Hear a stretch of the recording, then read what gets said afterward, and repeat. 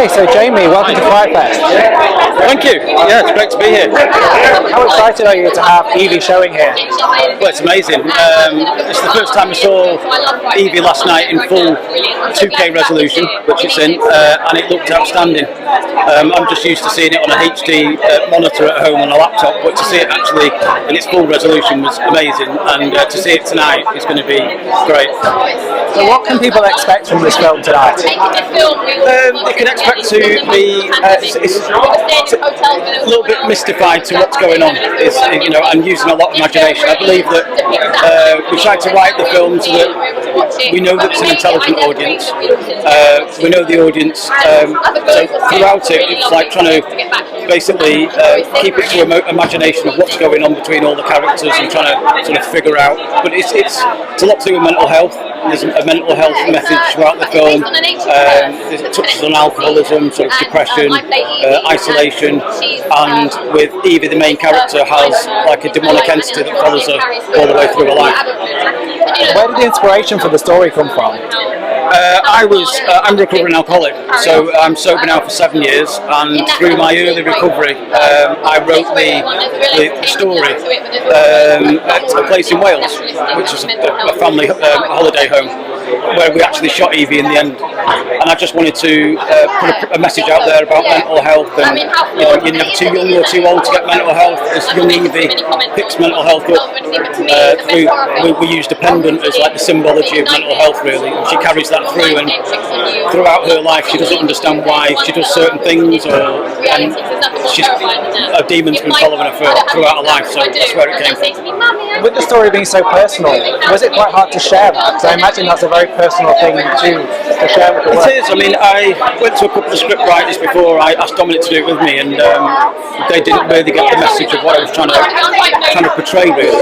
So asking Dom got it straight away, and within 6 to 8 weeks we've knocked up a first draft of a script, which I believe would take the message forward and deliver it on the big screen, sort of thing. And he did a great job at understanding me, understanding the message of mental health, but it's not in your face, so it's not a mental health film at all, but there's elements through there that will really resonate with people in everyday life. What were the biggest challenges of bringing this to life? COVID, shooting in a pandemic was hard work. We have to have COVID officers on set. We have to have COVID tests done every day. And the weather was, we shot in North Wales, so we were in the sea most of the time on the first week, where we had 2 10-year-olds, one being my daughter, who's like one of the main actresses. At the beginning, they were in and out the water all the time. It was being rained on all the time, and they were such an inspiration through the whole first week of filming that not one member of the cast or crew dared moan at all, because these 2 kids were just getting on with it and having it. And that was for me as a dad as well, and being a director, trying to direct your own daughter.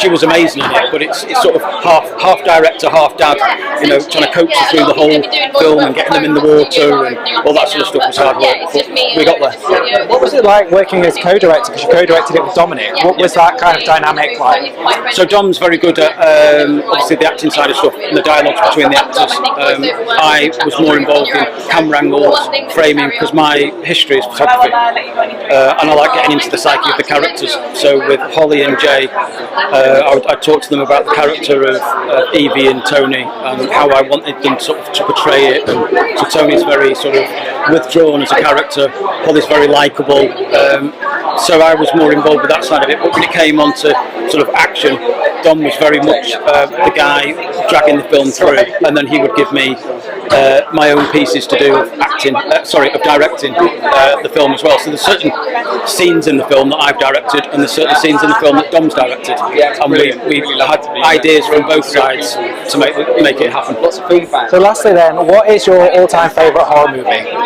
What's my favourite Hollywood movie? Horror movie. Horror movie has to be The Descent. I really like. Also, the first one. Do you like the other saws? I just think it gets diluted after a while. I think the first Saw was very original. You know, two guys in a room, like how they make a film about that, you've no idea.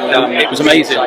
And then I think by about the third or fourth one, it just sort of diluted I think the acting wasn't great, and it sort of diluted the whole story, and they just continued to keep doing it as a franchise, don't they? I think the first Saw was amazing. Well, thank you for your time. Best of luck with the film tonight. Congratulations. Cheers, mate.